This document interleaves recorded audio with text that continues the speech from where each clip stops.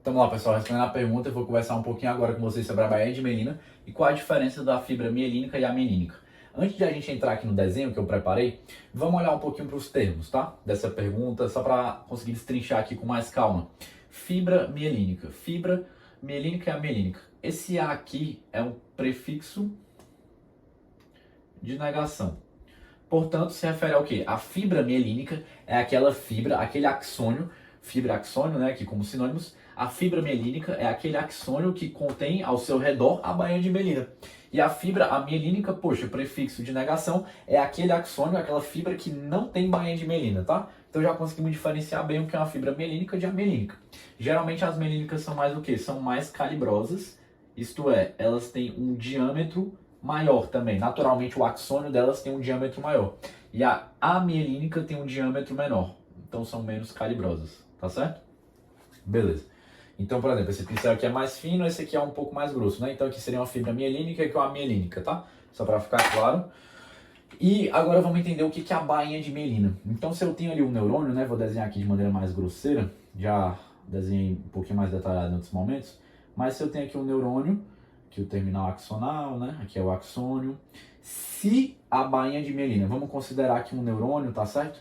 Um neurônio aqui que é um neurônio que tem uma fibra mielínica. Portanto, ele tem uma bainha de mielina. Se a bainha de mielina está aqui nesse neurônio, ela foi produzida por uma outra célula, tá? Então, a bainha de mielina é uma estrutura que ela é concedida por outra célula. Não é uma estrutura que o neurônio ali vai desenvolver por ele mesmo. Ele precisa da ajuda de outra célula. Se a gente está falando aqui de um neurônio que tem uma fibra mielínica e é um neurônio que está localizado no sistema nervoso periférico, mais na periferia, e eu estou falando aqui da fibra mielínica, quem é que vai ser responsável por conceder a bainha de mielina para esse neurônio? Quem vai ser responsável, se a gente está falando do sistema nervoso periférico, é a célula de Schwann. Tá certo? Agora, se esse neurônio aqui que eu peguei, um neurônio qualquer do corpo, se o axônio, a fibra dele é mielínica, beleza, uma fibra mielínica, tem ali a bainha de mielina. Se ele pertence ao sistema nervoso central, a célula que vai conceder a bainha de mielina para esse neurônio, na região específica do axônio, vai ser o oligodendrócito. Tá certo? Vamos focar aqui na célula de Schwann, só para eu exemplificar com mais calma daqui, para dar o exemplo. E como é que isso vai acontecer? Como é que vai acontecer a produção dessa bainha de mielina? Então, se eu pego ali, vou pegar um nervo periférico, né? Um nervo é o quê? O nervo é um feixe ali que vai conter várias fibras, vários axônios, tá certo? Se eu corto esse nervo, eu vou avaliar aqui o nervo, né? Então, eu pego aqui o nervo, cortei ele aqui.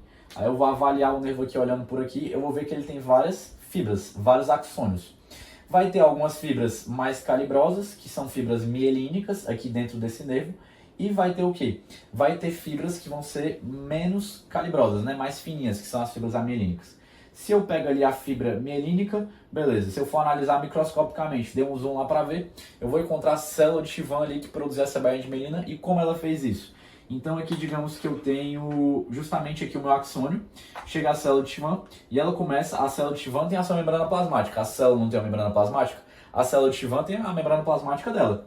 E ela vai começar a envolver a própria membrana plasmática ao redor do axônio aqui desse neurônio, dando várias voltas, como quando você vai embalar, né? Vai lá na ReHap, vai na... não é patrocinado, né? Pode patrocinar aí, ReHap. Mas vai lá na ReHap, vai embalar um brinquedo, né? Aí pega aquele papel e vai enrolando. Quem está embalando ali é a célula de Schwann, embalando ali o brinquedo que é o axônio. Tá certo? E bainha de mielina. Por que o nome mielina? Porque essa embalagem que é enrolada ali é uma embalagem que, vamos pensar no papel, né? No papel que está sendo enrolado ali. Essa embalagem, esse papel é um papel rico em esfingomielina. Olha aqui o nome da nossa bainha, mielina. Essa substância esfingomielina é um lipídio e por ser um lipídio é justamente o que? Vai proporcionar para a gente um isolamento elétrico muito satisfatório, muito eficiente. Então a gente já pega mais uma característica aqui da bainha de mielina, isolamento elétrico.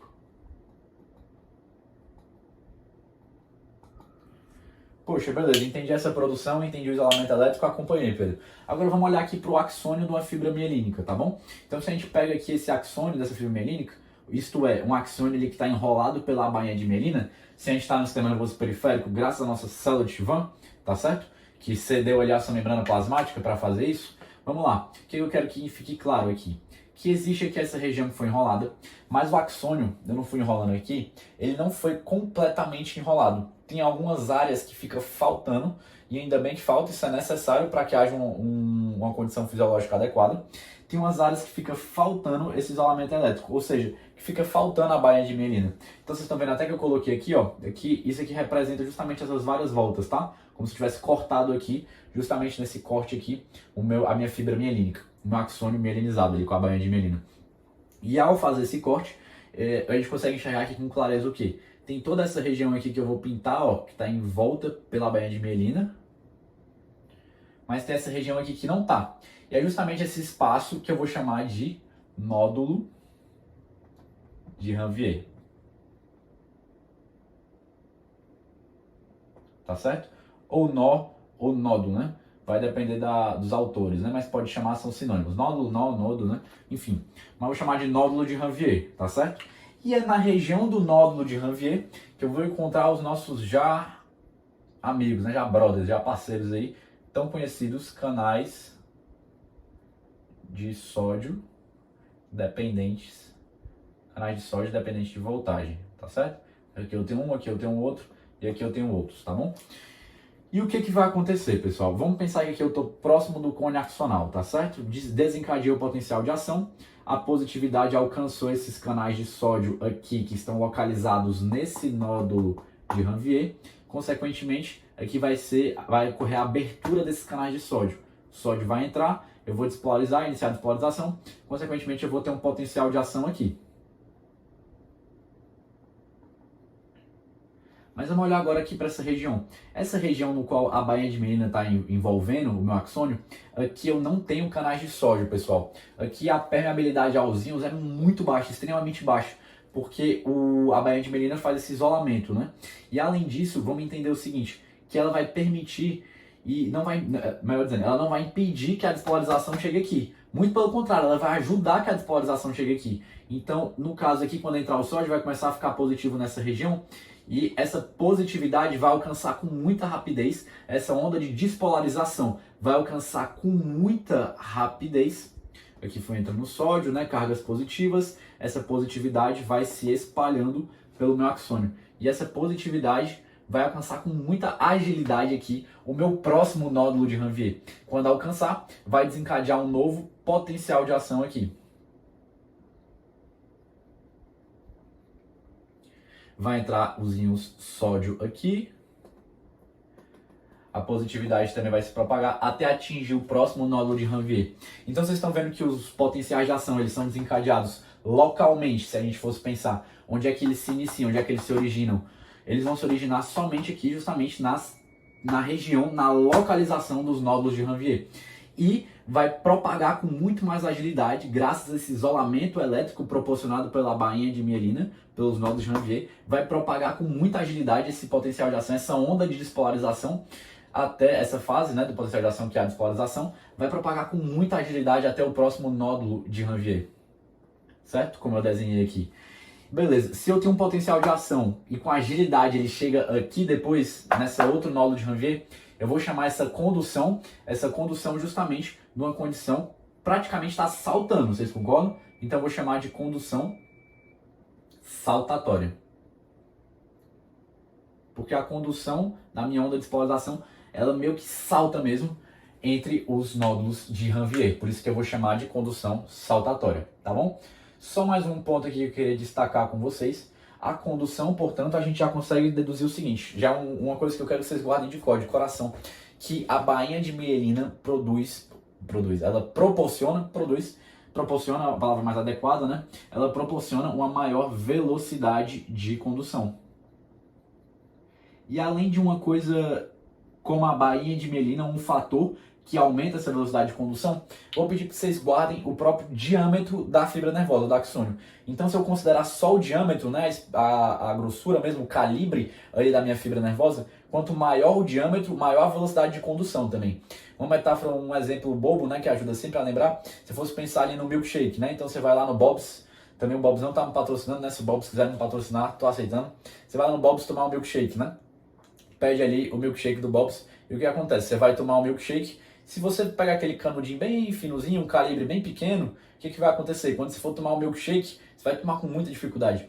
Mas quando você vai tomar milkshake, você pede geralmente o quê? Aquele canudo que tem um calibre maior, né? Um diâmetro maior. Consequentemente, você consegue tomar o milkshake com muito mais facilidade, né? A velocidade de condução aumenta significativamente. Então, além da questão da baía de mielina aumentar a velocidade de condução, vamos guardar o diâmetro. Quanto maior o diâmetro, aí lembra desse exemplo do milkshake para ajudar a recordar, quanto maior o diâmetro, maior a velocidade de condução também, tá certo? Aqui quando a gente está falando das fibras nervosas, mas isso também serve para outros sistemas, vasos, né? Mas aqui não é o foco de aprofundar agora. Queria comentar isso com vocês somente. E também entender que essa condição em que tem essa condução saltatória vai poupar também muitos íons sódio. Porque vocês lembram quando eu fui falar da propagação ao longo do axônio, eu exemplifiquei justamente com a fibra mielínica, não coloquei nem questão de bainha nem nada. Então tinha vários canais de sódio aqui. Aí tinha que propagar primeiro para cá, depois para cá, depois para cá, depois para cá, depois para cá.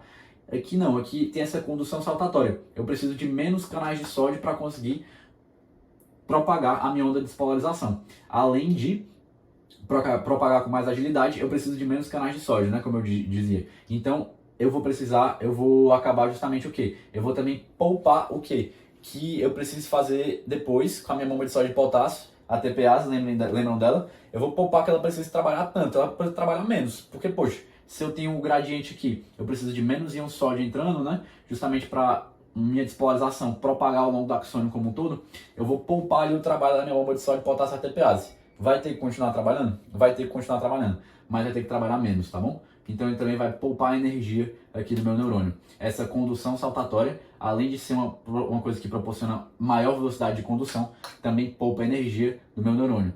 Poupa energia especificamente ao poupar o trabalho da minha bomba de sódio de potássio, a TPase. Beleza? Valeu!